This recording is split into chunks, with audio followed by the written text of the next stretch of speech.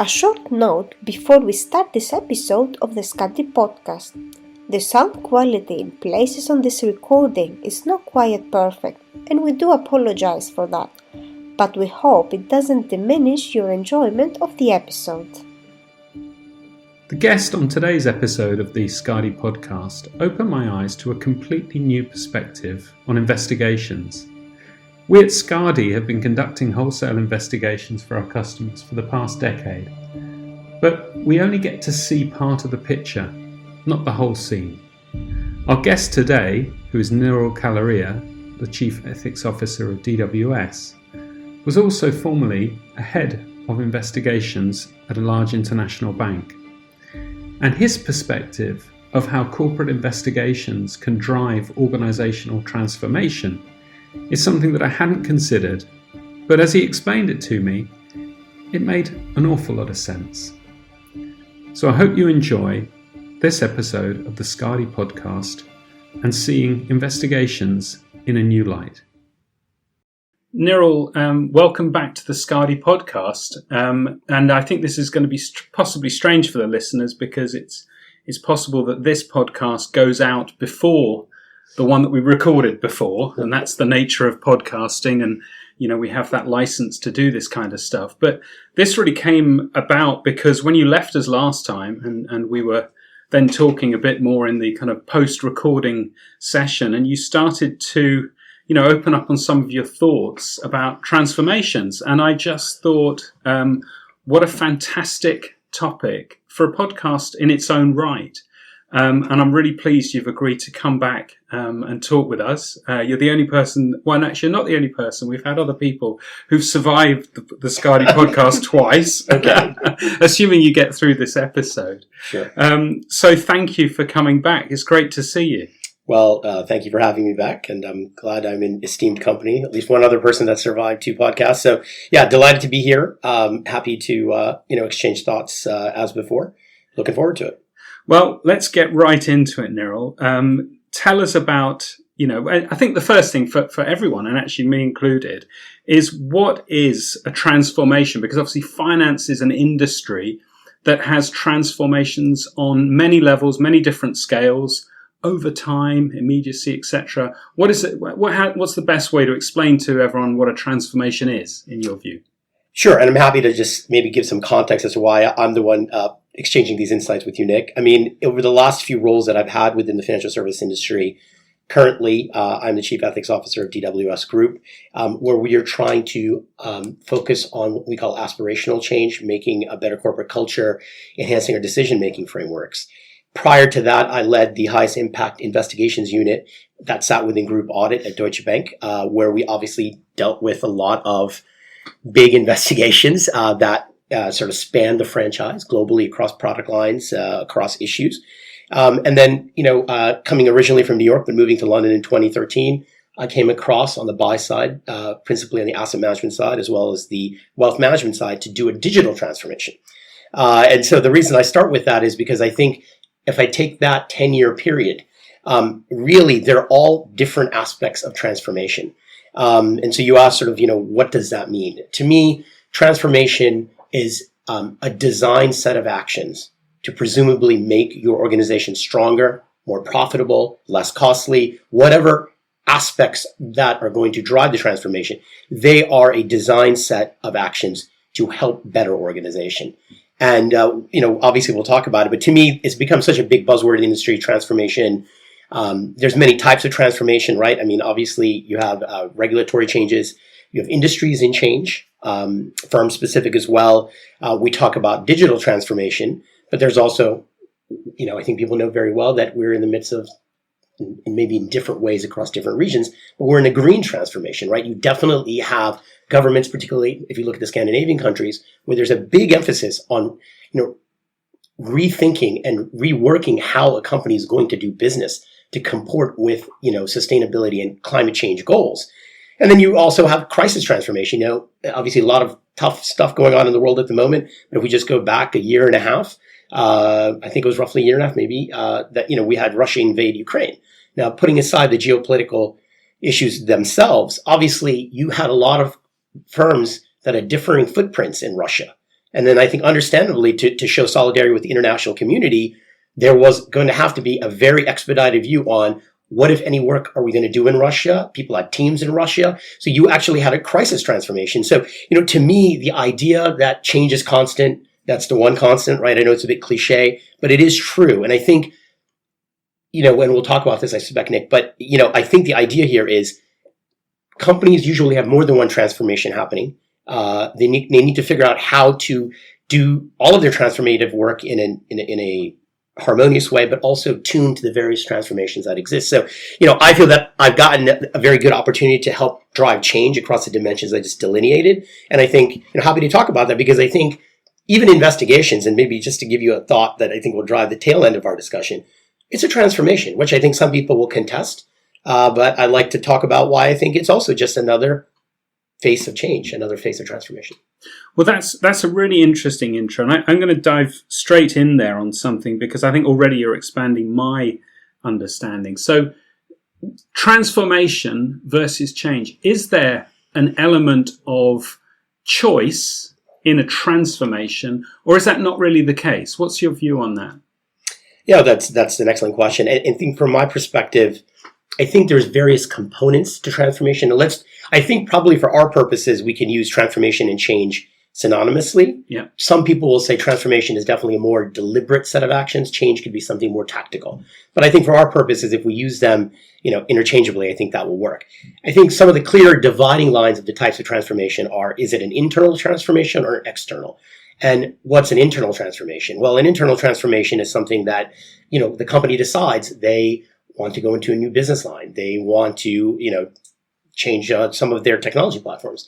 An external change, and I think one that goes back several years, is MiFID, right? There was a huge set of changes that came along, particularly applicable to the buy side, that was very much an externality, right? They passed this legislation. Most firms were, I think at least not all, were in a position to comport with the new regulatory obligations, and there was a bit of a rush to figure that out. So I think the first common dividing line is it internal or is it external?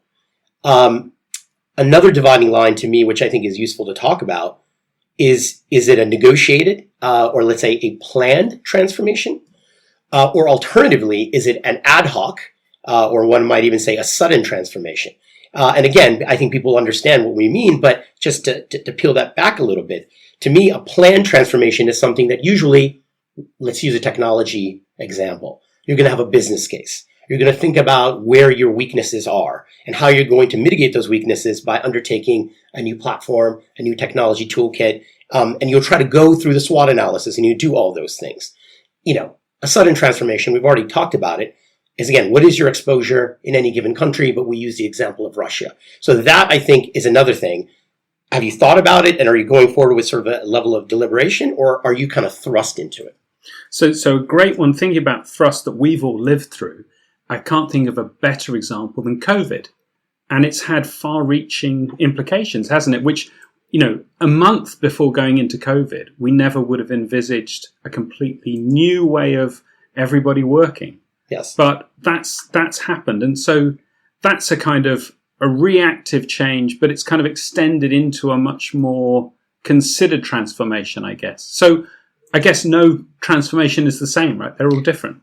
Well, exactly. And I think things that, maybe the transformations that start sort of in one category could end up in another one, right? Right. You may undertake something that is a bit sudden, but you realize there's probably a strategic sort of set of goals and vision that you want to, roll out as part of that transformation. And, again, maybe it's my parlance, but, maybe for our purposes today, I think of change now topically across three dimensions, right? And I think it's important because sometimes they have their unique, let's say, upsides and downsides. So aspirational change and the work that I have done as the Chief Ethics Officer at DWS is, I think, to a degree aspirational, right? How do we make a stronger corporate culture? How do we optimize the workplace? To your example of COVID, we were working with a lot of people and across a lot of firms. This is work that's being done. I think that the world has moved on, right? I think in a post-COVID world, whether it's 4 days versus 5 days or 3 days, a clear component of remote working is here to stay across most industries. We obviously have things like CSR. We have, DE&I initiatives, all very important. But again, one can say it is aspirational. And I think, therefore, it typically has, I think, a combination of a positive lens to it. And it's a little bit, dare I say, voluntary. So you kind of do it as you can, right? The best firms, I think, are the ones that are going to see it. It isn't really voluntary. It's actually aspiration that you need to make into reality. So that's sort of, let's say, one line of thinking. The next one is the one that I call strategic change. And to me, that's the one that I think everybody typically means by transformation, right? New technology platforms, you change your roadmap of service providers, you engage on M&A activity, pick up different types of businesses that you might not have, you merge. I mean, we have the example, obviously, in the industry of UBS acquiring Credit Suisse. Well, that's two massive organizations coming together, but that's strategic change. And then mandated change, this is one that, again, we talked about a little bit. Well, is that not a mandated change in a way?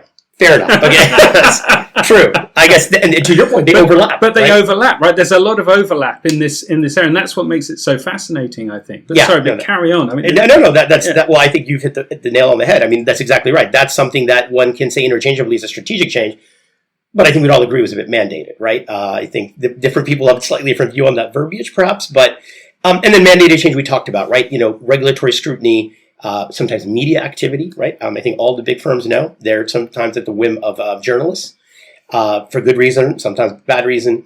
And that brings me to investigations because, again, this is where I think people respectfully may have a different view than me. But in my mind, an investigation is certainly something at scale. And not to diminish any of it, but we are not in this context talking about expense fraud or something like that. Again, clearly needs to be dealt with properly, so in no way diminishing that. But we're talking about things that are investigative efforts across things that have gone wrong in a business, things that have gone wrong across a controls framework. To me, if this isn't a transformation, you can say regulatory, you can say mandated, you can say external. Sometimes it's a whistleblower, so maybe it's internal. But to me, this is the one where when I've talked to people, it's been an interesting exchange as we're about to do here, because to me, investigations are effectively transformations as well. Of course, yeah. No, there are obviously far-reaching implications from each investigation that's undertaken. But that's also, again, this point about things being, in a state of flux as to the kind of transformation. There's also probably a bit of a state of a flux of when an investigation becomes a transformation. Or do you not see it like that? As a head of investigations, as soon as something hits your desk, are you thinking, change the world? No, not automatically. I think, look, you have to take everything case by case. I think your question is well stated. From my perspective, going back to the prior role when I led the investigations team, the scale of the investigation has to be discerned. And again, it's all very important. But again, are we talking about a here and now situation versus things that were way in the past? But again, that doesn't mean you don't investigate it. Are we talking about people? Are people involved? Or is it more principally a systems issue? So to me, from that perspective, you do have to start with a bit of an open slate around what are we learning. And I guess we'll talk about this, but maybe just to anticipate that discussion. But that also means investigations, like a transformation, has to be dynamic. I think, again, this is where people may disagree. An investigation is a living, breathing undertaking. Does the scope need to change? Do you need more people? Is it going to cost more? Is it going to take a lot longer to do?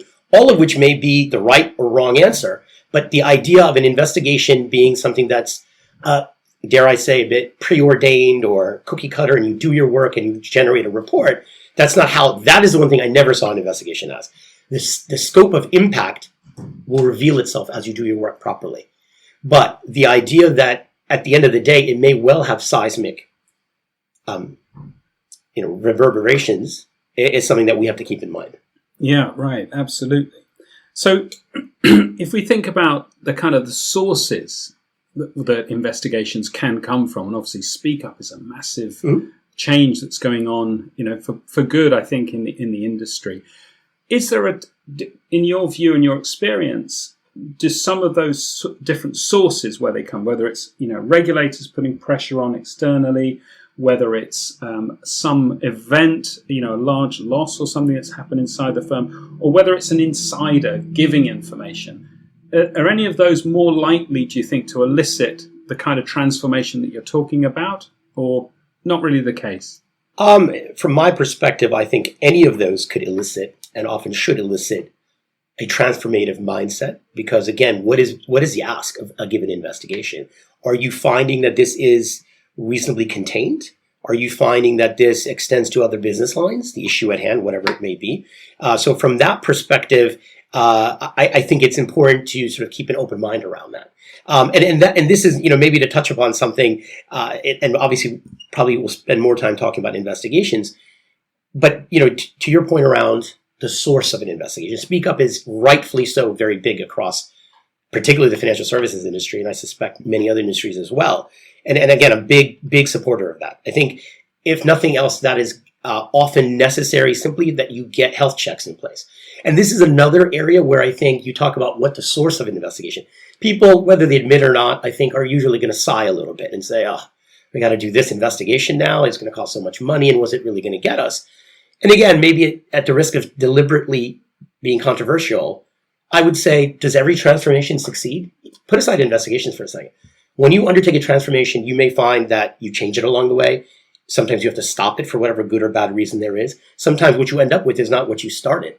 But there's always this view that those kind of changes are, it's going to generate more revenue, etc. So they're cast in a positive light most of the time. Whereas investigations, I think, necessarily, and to a degree, understandably, I think are always cast a bit in a negative light, right? Because there's this, at best, cost avoidance, or maybe we're avoiding costs.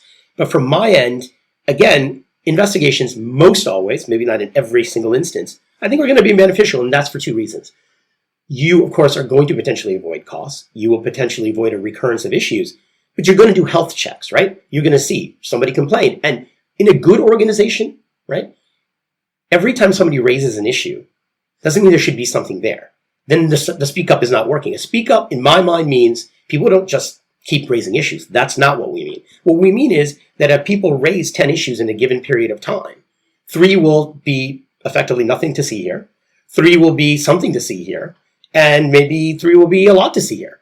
But you have to have the 3 nothing to see here to really take home the view that you actually have an efficacious Speak Up culture. Right. And that sort of transcends into investigations more so. Yeah. No, I see. And I mean, it's interesting because, people talk about change. The talk of change is quite cheap. I mean, listen to any politician. They all advocate change. And yet, I think it's human nature to actually not like change. Mm-hmm. And certainly I, as a business owner, I'd love a lot more stability around the political environment, and so that I can work on my investments and so on. But I also know that we change our business for the good, a lot of the time. And hopefully we're doing those changes, because we choose to rather than we're forced to. Some we're forced to do.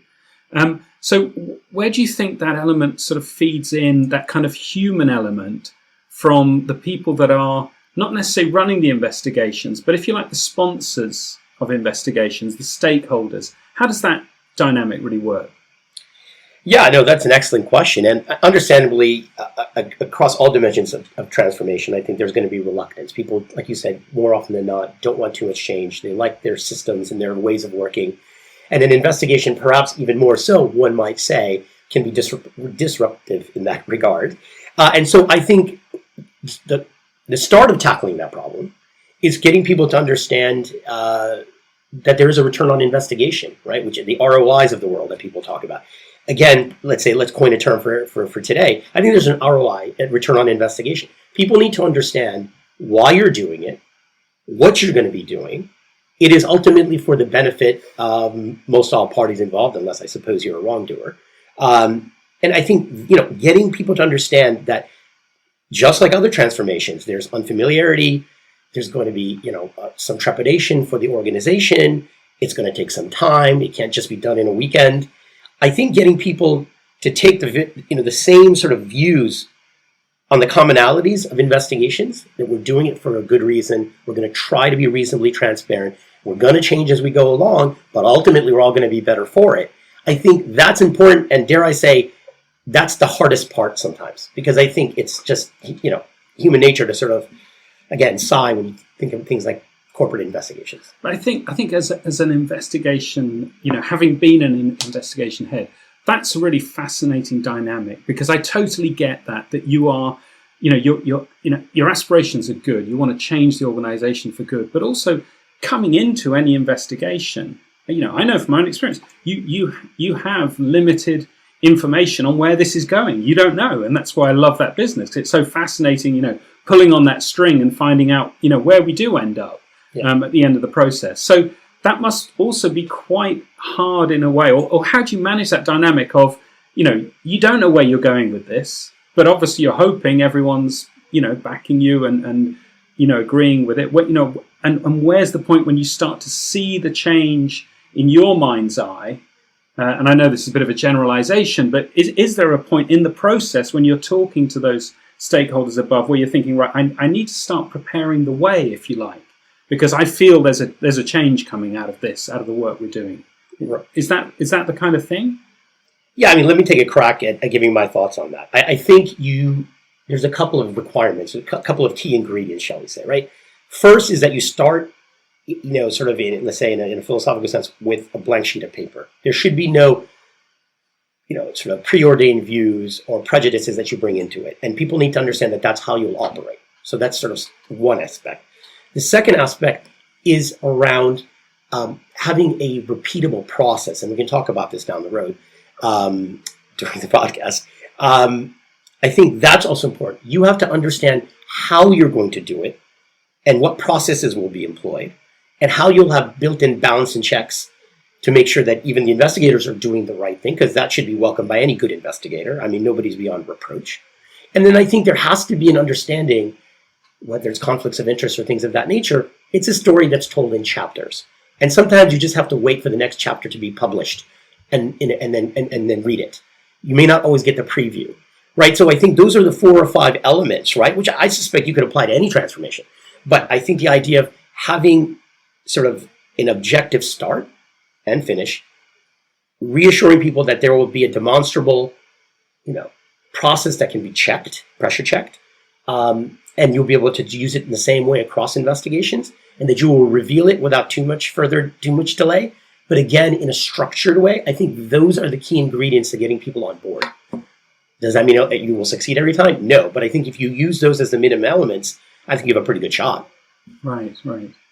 And how does it work? You've got tons of experience of this, having handled some of the biggest investigations during what was a very big period of change for an organization. Mm-hmm. And I think anyone can recognize that, what happened within Deutsche Bank over the previous decade has been, without question, a big transformation of that organization. Is it all on the shoulders of the head of investigations, or are there people naturally around you that you are, likely to want to bring along for the journey that, naturally assist in any kind of transformation that you would be bringing about? Yeah, no, absolutely. Let's just start with a phrase: team sport, right? An investigation is by necessity probably the biggest team sport you can have. Now, that doesn't mean you involve everybody and tell everybody what you're doing, because it's confidential. It's a confidential undertaking. But my point simply is that there's never going to be the 1 or 2 people that can do it themselves. Now, even if you have somebody who is trained like I'm originally as a lawyer and an enforcement attorney, versus you have somebody that's maybe done work in compliance or maybe done work in finance, you're going to find that you're going to need all kinds of SMEs across, people that have done the relevant product work, have had those client interfaces, if that's what the subject of the investigation is. There can be a lot of internal technicalities around systems and finance flows and things like that, and you're going to need the right people to do that. Because I think it's self-evident that that's the only way we'll probably get to the best and right answer. But second, it should then reassure the stakeholders and the broader organization that you are going to do this in a transparent, objective, and effective way, because you've gotten resourced with these right people that bring their expertise into the discussion. You can pressure test your ideas and your theories on what did or didn't happen, what went wrong or didn't go wrong. And I think that is absolutely quintessential. And for me, that was, I could go so far as to say that was one of the most fun aspects that I had of running investigations, if anybody's ever said that before, which is, getting the right people involved to really siphon off their knowledge and then manifest it in a sort of an understandable way and use to peel back the onion and see what really happened. To me, that was one of the most intellectually interesting parts of the job. So, yeah. So that really tools you up, I think, for making your case, because you're coming from such a position of extensive and in-depth knowledge to really help you.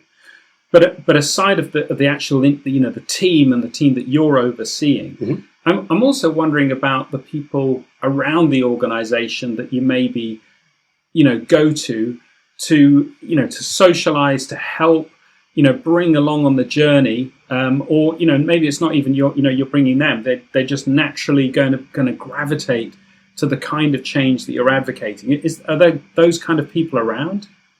I think they are, and I think what I had done as we went through the investigative sort of team building journey when I had that role was I think you need to establish certain regular touch points within the senior group of any organization, which is to say, whether it's the head of compliance, head of AFC, head of business lines, various members of the management board of any given organization, giving them periodic updates and opening the curtain into the kinds of work you're doing, and to the extent it is appropriate to share, assuming they're not conflicted, assuming it didn't directly relate to their business purview, because then again, that could be a conflict of a different sort. I think having those regular touch points is absolutely essential to getting people on board that what we're doing in investigations is really for the long-term betterment of the organization. So I think that's sort of first point around having that regular touch point. The second thing is, as you go through an investigation and you find, presumably and hopefully you're resourced with SMEs, as you come towards the back half of that, you want to, I think, make sure that you have the proper interfaces into the organization to ensure, if nothing else, and paramountly, that the remediation work that comes out of it will be agreed upon, will be comprehensively and effectively pursued, and seen through completion. Because that's the other thing of this, right? What's the return on investigation? Sure, if they're bad doers, you would want to take proper sanction there. If you need to let the regulators know, you need to tell them that too. But intrinsically for the organization, what are the changes that you're going to need to do to make sure that you avoid this problem again, you really fix things properly? Well, that part is definitely a team sport, and you're going to have defined interfaces, and we can talk about that if you'd like, but that to me is also important, because otherwise, oftentimes you go through an investigation, you generally figure out what has happened and why. You might even make some regulatory reporting, of course you should, but at the same time, you don't necessarily get the maximum benefit of having done all that work. The issues that we found in Division X, do they apply in Division Y? The issues that we found in Region X, do they apply in Region Y? If not, why? If so, then how are we going to fix them? And sometimes you need different ways of changing. Are you going to incorporate the controls group? To what extent are you going to involve the first line?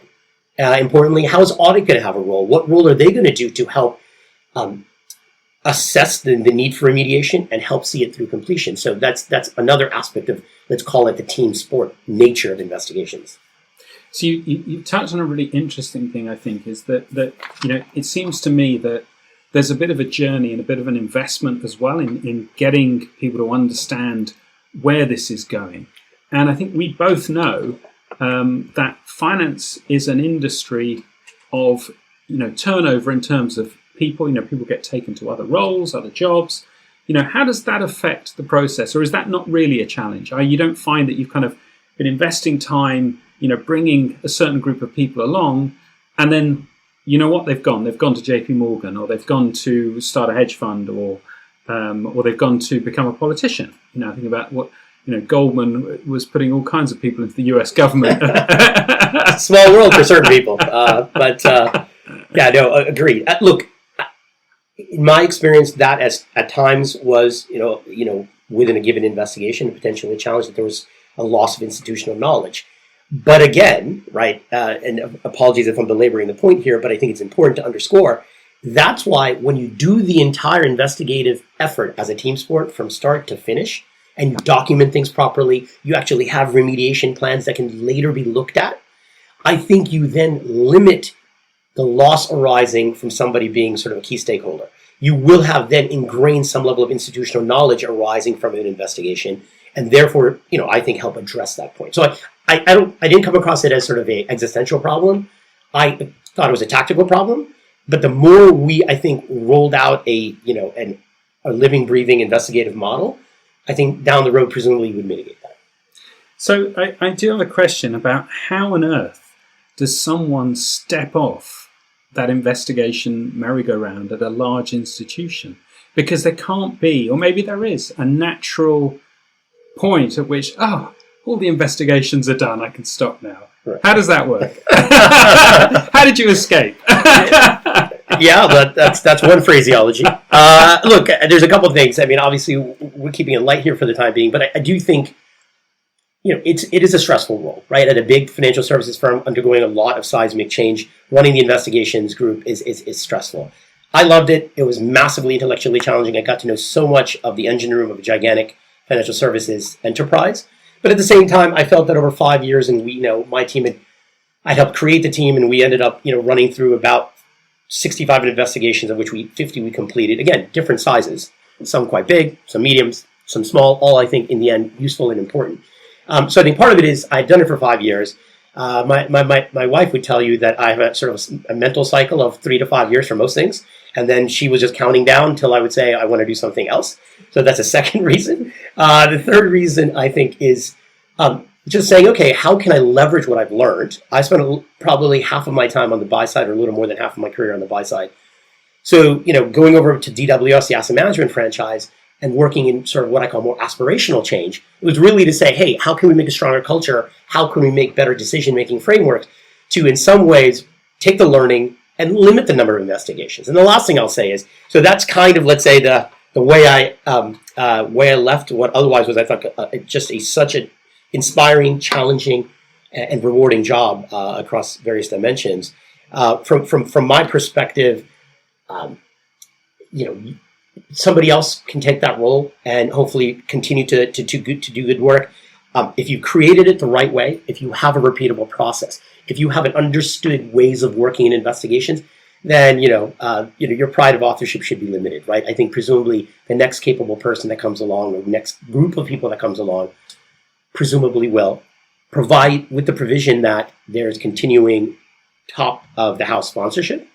I think that's something that you could repeat again. So presumably, and I have every confidence that it would have continued in the same vein. Well, I think you've given a very good answer to the why and the how there. So that was very helpful.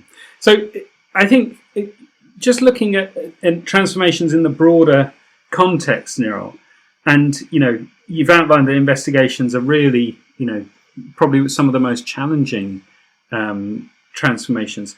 What are some of the the short-term impacts that have kind of, in the immediacy of an investigation, rather than the kind of longer term impacts? What are the short term ones that you have to kind of handle and manage? Yeah, so look, again, using an analogy to keep it entertaining, look, I think it's a little bit like going to the dentist, right? And in some cases, depending on the scale of an investigation, it's not just a cleaning, it's like a root canal, right? It's in the short term, it's painful, right? I mean, the idea that you're undertaking an investigation, you're going to have issues around staff morale because people are like, oh, geez, we're in the negative space again. You're going to have organizational distraction. You have to bring in SMEs that otherwise are doing things presumably and quite busy otherwise.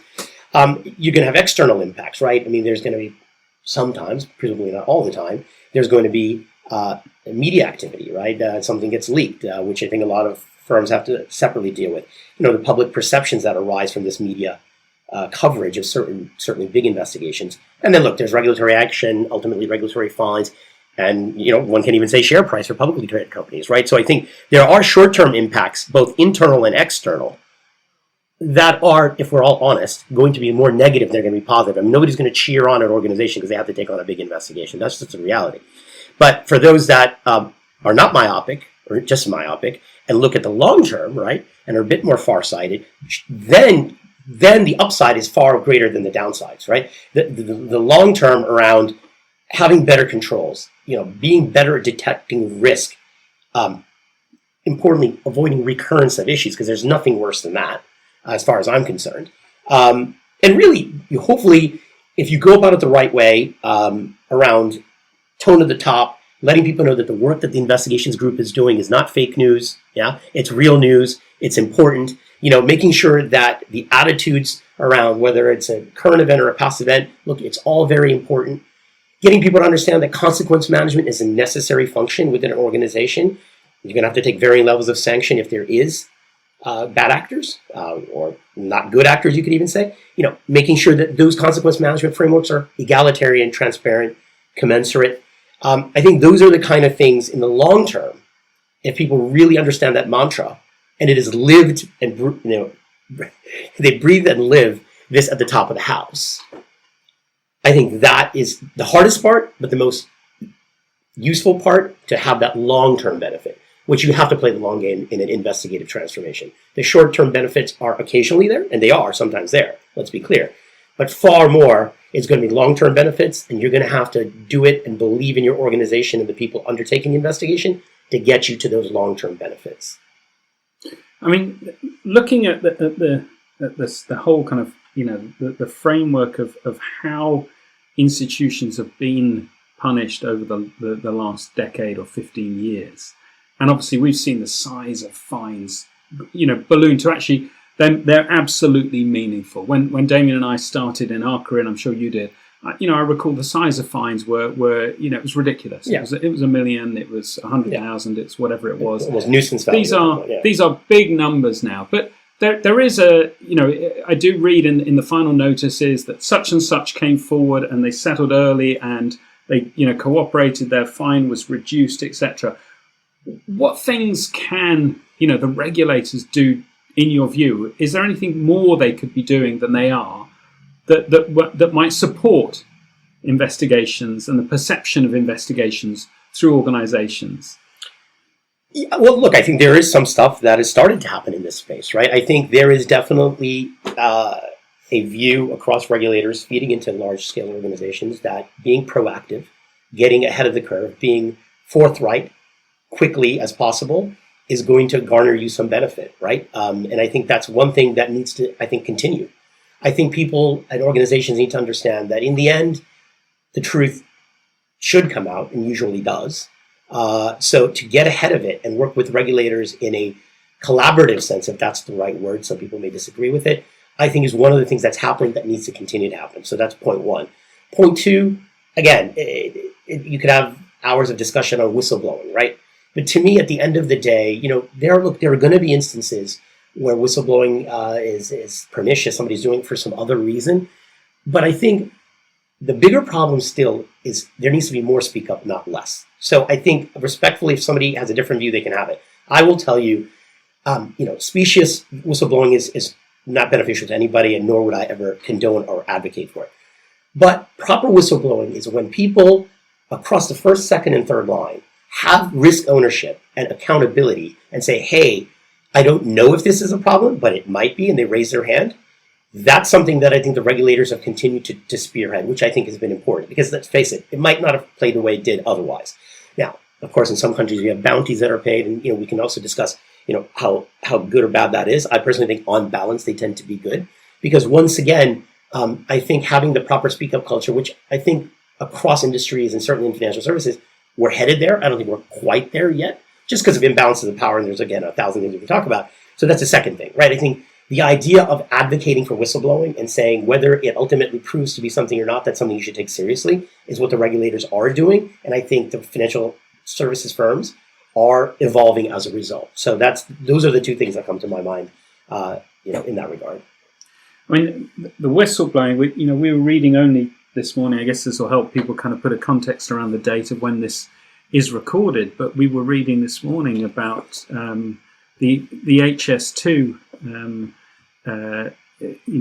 construction and the treatment, it would seem, of whistleblowers in that situation has been absolutely disgraceful, with people removed, closed down, dismissed. Also people that were seen talking with the whistleblowers, like going to lunch, then further they were dismissed, and so on and so forth.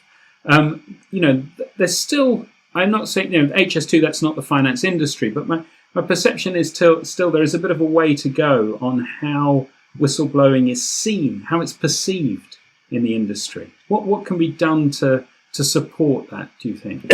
Yeah, so I think, and I think we are in a better place than 5 years ago in financial services, and I'm not speaking to every single firm, but I think on balance, speak up is definitely more a visible undertaking. But I think, at least, and I'm biased from having been on the investigation side, so maybe I answer the question from that, lens, is I think if you have an investigative framework, and maybe it's to scale depending on the size of an organization, you could even outsource it in certain circumstances. If you maintain a robust, properly resourced framework that is technologically equipped, brings in SMEs that they need to, and people see this in action, right? I mean, you're not going to tell them every nitty-gritty thing that comes out of an investigation, so let's be clear, that's not what I mean.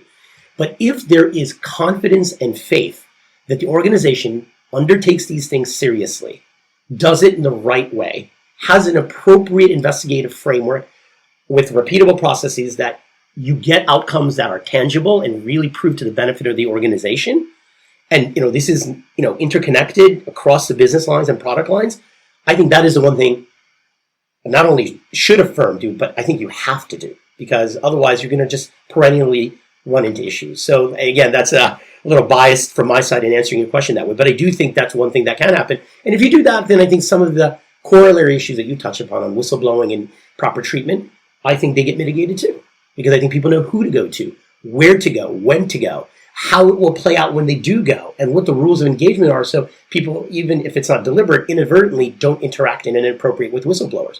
But that all comes down to the core discussion we've kind of had. In investigations and transformation, you need to have the proper mission, you need to have proper processes, proper technology, the right talent, and importantly, the right tone from the top in governance. If you keep doing that and repeating it over time, you're definitely going to be better off than not, and hopefully you get to a point where you have a manageable book of investigations, because any good big organization is going to always have investigations at any given point. If you didn't, I'd be skeptical. I don't think you should be awash in investigations either. But I think that's the other thing. There is going to be a book of work in investigations for a big firm. And if people don't see that, then I think they're a bit mistaken. It shouldn't be overwhelming, and it shouldn't be minuscule. It should be size appropriate, and it should be done in the right way. So I think, Niral, you've really given us a great run through of all. What do you see as the future of investigative transformations as you see them? A couple of things come to mind. One is definitely technology. I mean, this is true for everything, right? But I mean, let's spend a minute on it. With the rise of AI, better technology tools in how one evaluates documentary evidence, emails. I think using that and spending the money required for that is going to be absolutely critical, right? Because I think you're going to get to better outcomes faster. So that's one thing that comes to mind, which is I think this is not a, I'm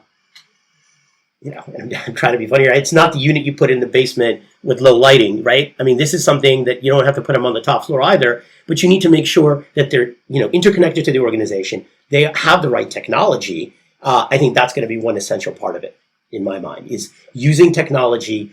The second thing I will say is that you also need to think of investigations across the lenses of reactive investigations and proactive or preemptive investigations, where you're using AI and technology to uncover problems in real time or ahead of time before the blow-up occurs. I think that's the other thing. The other evolution is not only just having the right resourcing and technology, but potentially to the degree plausible for a given organization, realize that, getting ahead of it, we're not talking about creating a police state. It's just there are preemptive things you can do, and I think people do that. I think you have trade surveillance and things of that nature, and people's emails are being surveilled. I think that's necessary. But again, how do you detect certain things before they become real problems? And that's the way forward in I think the investigations industry at large.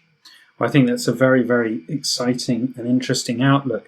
I think, Niral, just in finishing, one thing I'm really, you've absolutely lived this journey, and we're always wiser after the fact. There will be people on here listening, I would think, that are considering taking a role as a head of investigations. Have you got a few pieces of advice to them? What would you do? What would you advise them to do right now in looking at that role? You can't say don't do it. I would never say that. No, look, I think what I would say is this, right? It's gonna require a strong spine. Forget about which organization. You're operating by design in a space that is viewed, and understandably so, maybe not rightly so, as the negative space. So have a strong spine, okay? Number one. Number two, whatever you know is not enough. Just go in knowing that you will be incomplete in your knowledge base, and go in knowing how will I resource or get access to resources that will allow me to do this in a thorough and effective manner. Make sure you don't have too narrow a view of what that resourcing map looks like. It isn't just, and I get to say this because I'm a lawyer, it's not just lawyers. Okay, it's not just compliance folks. It's everything. You're going to need everything depending on the scale of your investigations. And the last thing I would say is understand your landscape. What is your reporting line? Do you feel that you are going to be empowered? And do you feel that you will be sufficiently independent in how you're able to advance the views and the outcomes of an investigation? And if not, you better do that homework on the front end, because otherwise it's going to be very hard. And to the extent an investigation doesn't work, it's like playing with dynamite. There's only one outcome. If you blow it up, you're blown up. So unfortunately, what I would tell these people is you're going to have to be ready to make sure that you are right pretty much all the time. This is not that kind of thing that you can just kind of be wrong some of the time. You have to pressure test everything you do. Make sure you surround yourself by people that are smart, capable, have different skill sets than you, and actually are empowered to question you. So those are the 4 or 5 things that come to mind. Niral, I just want to thank you, because I don't know how anyone in the financial industry, as broadly as this, would be able to sit down and get such a unique first-hand insight into what is one of the most critical but exciting and transformative roles, I now realise, within the financial industry. Thank you so much. And I think you've officially, again, survived the Skadi podcast. Well, thank you so much for having me. It was a delight to speak today. This to me is very interesting stuff, right? And I'm glad if there's any insights people can take away from it, all the better. But I really do appreciate and feel fortunate in the journey that I have been equipped to take as a professional journey. And look forward to continuing to operate, in different dimensions of transformation, Nick. Great stuff. Thanks, Niral. Thank you.